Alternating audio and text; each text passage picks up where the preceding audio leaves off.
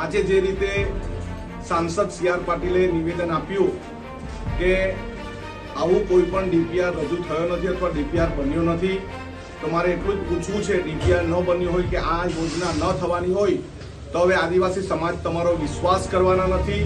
તમારે જો આદિવાસી સમાજનો વિશ્વાસ સંપાદન કરવો હોય તો આ યોજના હવે પછી કરવામાં આવશે નહીં એવું લેખિતમાં આપો, નહીં તો લોકસભામાં વ્હાઇટ પેપર શ્વેત પત્ર રજૂ કરો કે આ યોજના કદી પણ બને નહીં અને આ યોજના કોઈ પણ દિવસ આ વિસ્તારમાં ડેમ બનશે નહીં એવું વ્હાઇટ પેપર તમે રજૂ કરો. આદિવાસી સમાજ જાગી ગયો છે.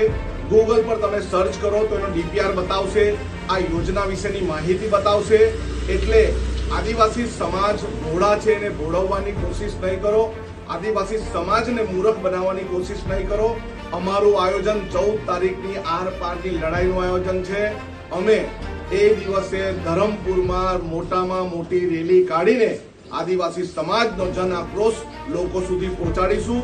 અમે 1 ઇંચ જમીન કે 1 ઇંચ 1 બૂંદ પાણી આપવાના નથી, આટલું તમે સમજી લો. લડેંગે જીતેંગે.